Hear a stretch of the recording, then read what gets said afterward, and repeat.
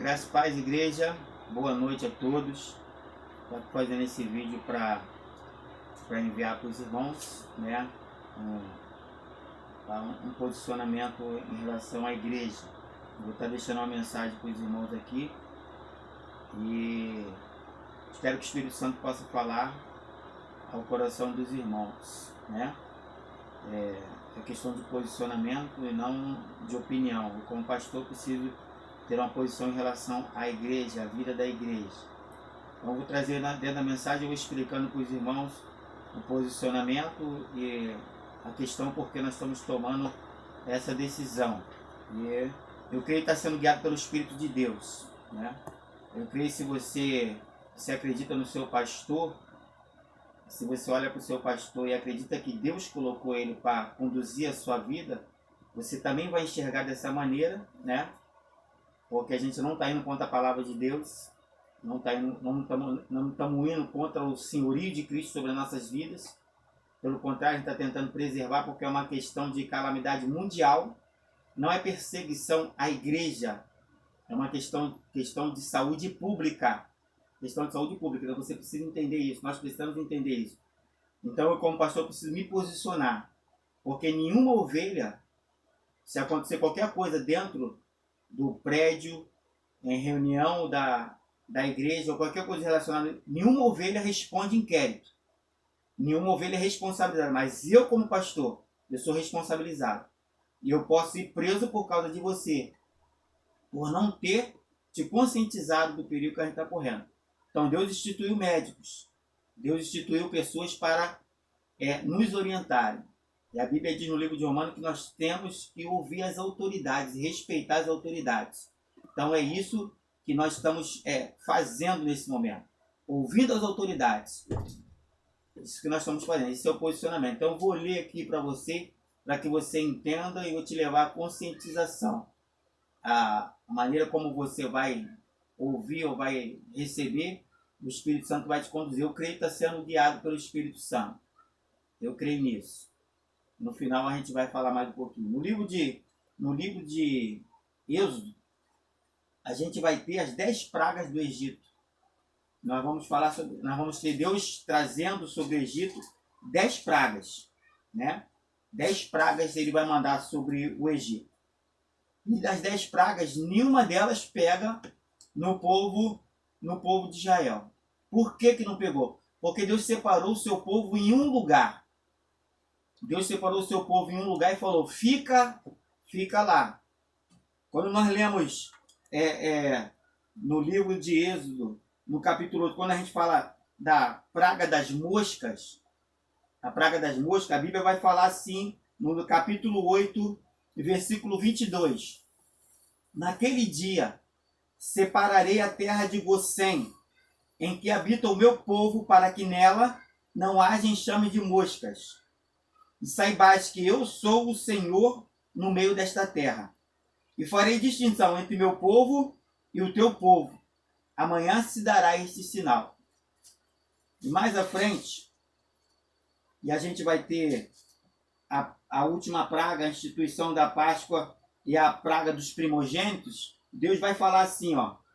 Chamou, pois, Moisés todos os anciões de Israel e lhes disse, escolhei, tomai cordeiros segundo as vossas famílias, e imolai a Páscoa. Tomai um molho de isopo, molhai-no no sangue que estiver na bacia, e marcai as vergas da porta das suas ombreiras com o sangue que estiver na bacia. Nenhum de vós saia da porta da sua casa, até pela manhã, porque o Senhor passará para ferir os egípcios quando vier. Porém, o sangue na verga da porta, em ambos os umbrais, passará o Senhor aquela porta e não permitirá ao destruidor que entre em vossa casa para vos ferir.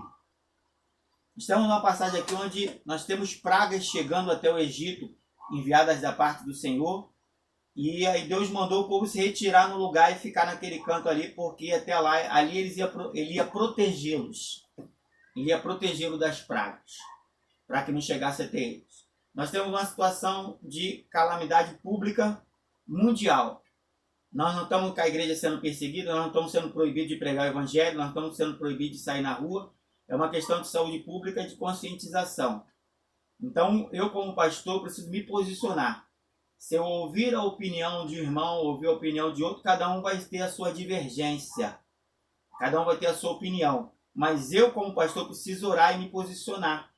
Então, eu creio que está sendo guiado pelo Espírito Santo para o bem da igreja. Porque, como eu já ensinei para vocês, a igreja não é o prédio. O culto não é um momento em que nós estamos reunidos lá 2 horas, 1h30. Porque nem todos os cultos a gente pode estar presente. Se fosse assim, a gente não faltaria nenhum culto. A gente não faltaria oração. A gente não deixaria de ir em momentos em que a igreja está reunida. Então, o culto é a nossa vida. Da hora que eu acordo até a hora que eu deito.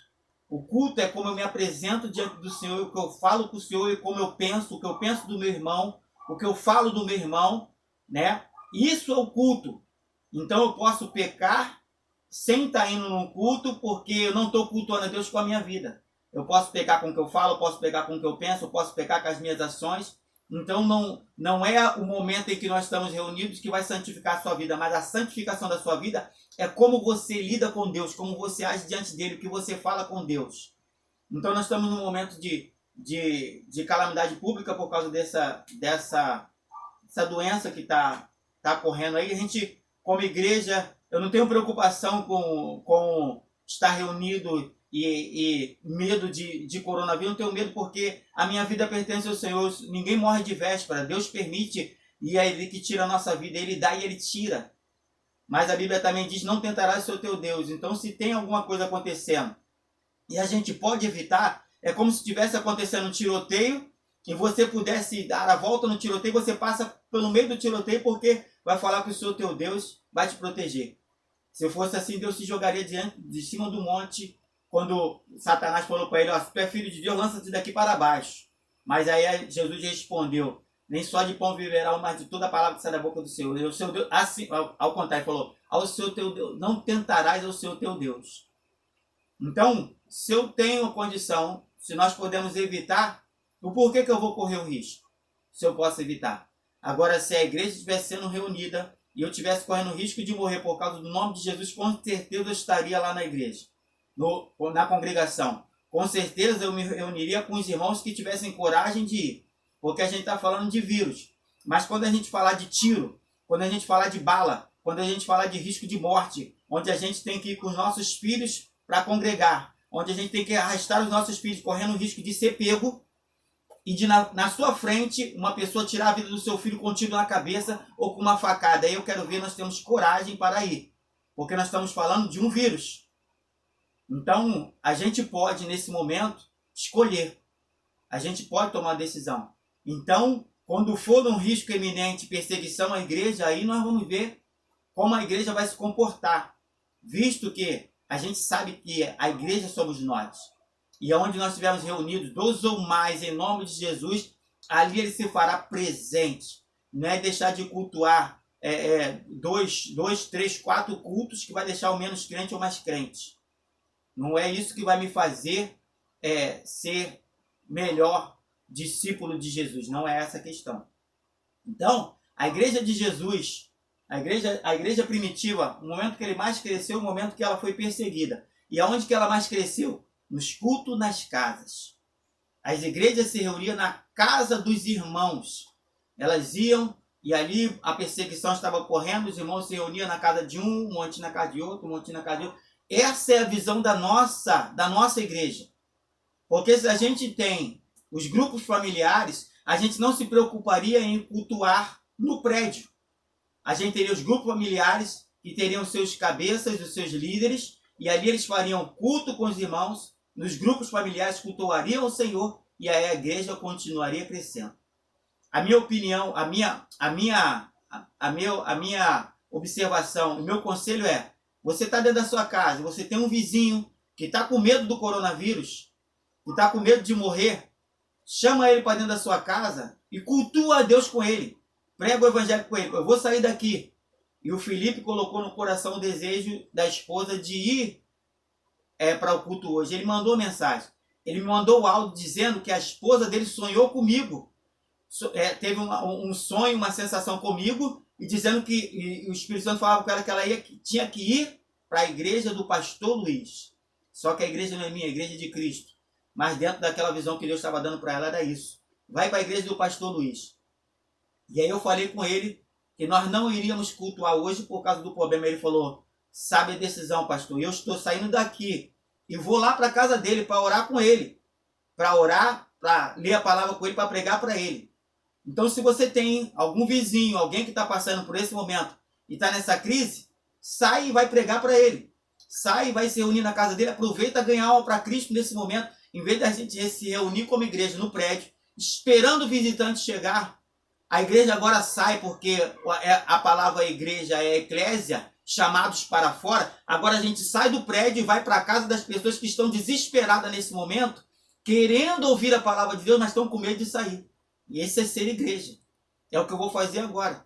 Então você pode fazer isso. Porque a gente eu tenho que tomar um posicionamento como pastor. Meu posicionamento é esse. Porque a gente pode receber um visitante, a gente pode receber uma pessoa que até mesmo está contaminada com o vírus e por desespero entra na congregação para ouvir uma palavra. Claro, Deus é poderoso para curar, Deus é poderoso para livrar? Sim.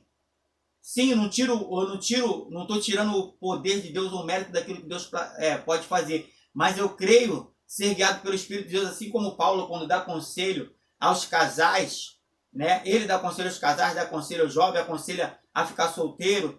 Ele falou assim, eu, Paulo, aconselho, mas creio ser guiado pelo... Então, a decisão era dele.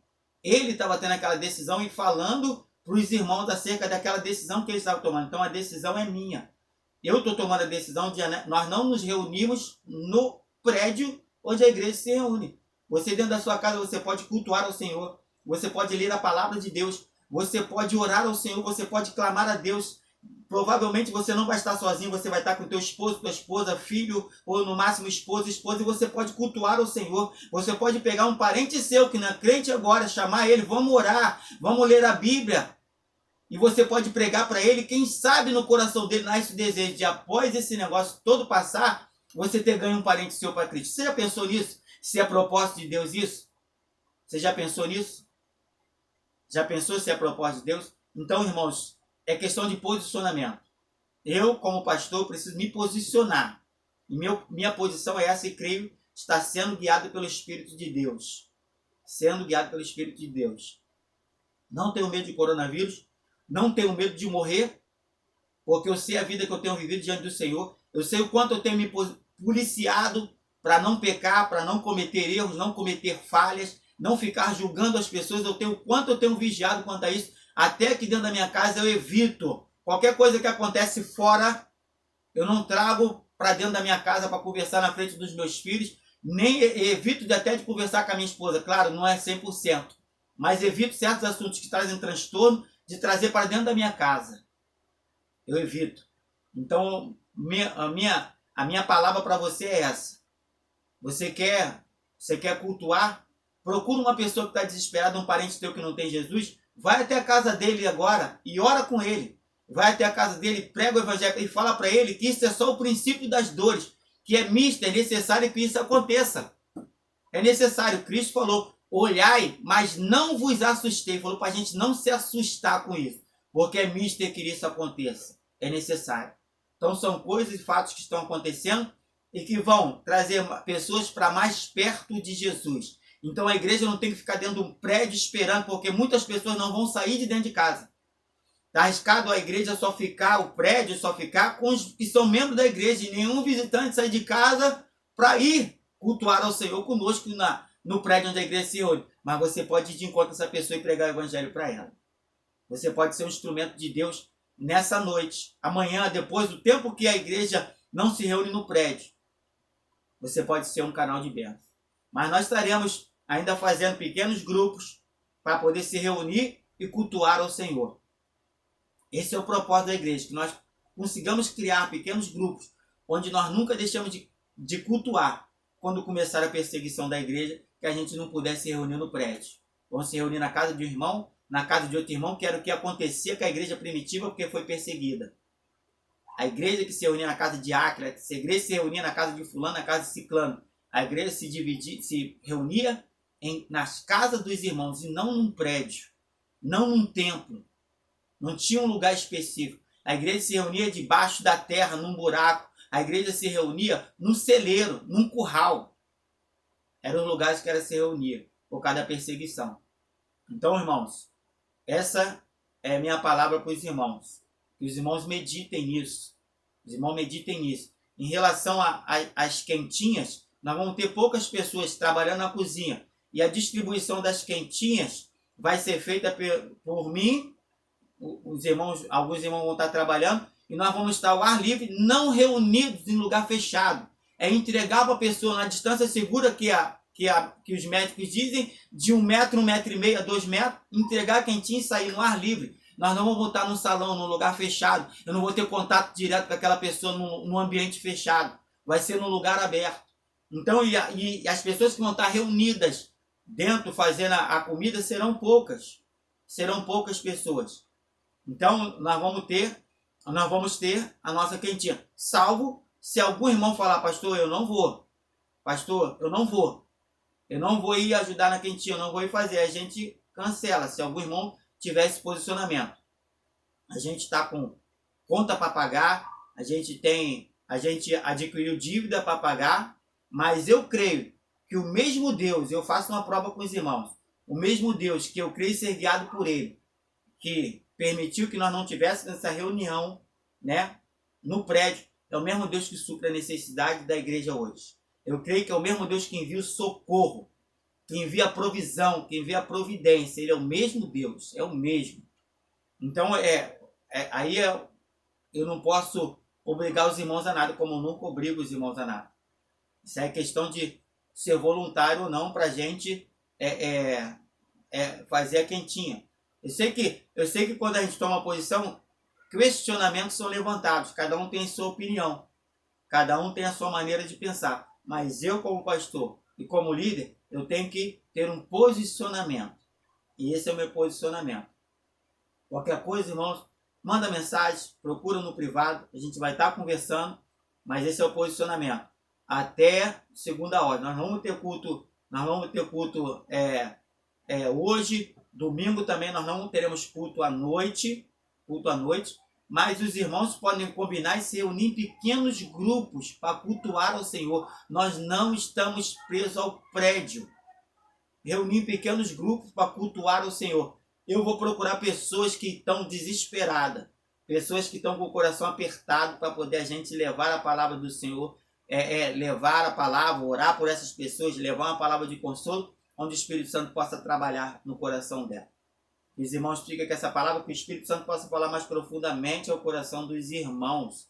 Que Jesus opere em nossas vidas, que Jesus guarde, não é só o Rio de Janeiro, o mundo todo está nessa crise. Que nesse momento de crise, Cristo seja achado no coração das pessoas. Que Cristo nasça no coração das pessoas. Que Deus sabe aproveitar as crises para trazer o crescimento à igreja. Vou fazer uma oração agora e que o Espírito Santo nos abençoe. Pai, em nome de Jesus, te agradeço, Pai amado, por nossas vidas. Cada vida que vai assistir, Pai amado, esse áudio, esse vídeo, que o Teu Espírito Santo possa falar aos seus corações. Guarda cada lar, cada família, Pai amado, alcança. Pai, toma o Rio de Janeiro, o Brasil, o mundo em Tuas mãos que está com essa pandemia, Pai amado, tudo que está acontecendo. Eu sei que o Senhor tem o controle de tudo, o Senhor não perde o controle de nada. E eu entendo, sei que tudo é permissão do Senhor, Pai. Não cai uma folha de uma árvore sem que o Senhor permita. E o Senhor venha abençoar, Pai. Venha manifestar a Tua graça, ter misericórdia, Pai. Que o Teu Espírito Santo possa agir em corações e convertendo, Pai, em nome de Jesus. Quero dizer que isso não é um posicionamento só meu de pastor. Vários pastores estão tendo esse posicionamento e outros não. Cada um é responsável pela igreja ao qual pastoreia. Eu sou responsável pela vida de vocês. Que Deus os abençoe, em nome de Jesus. Amém.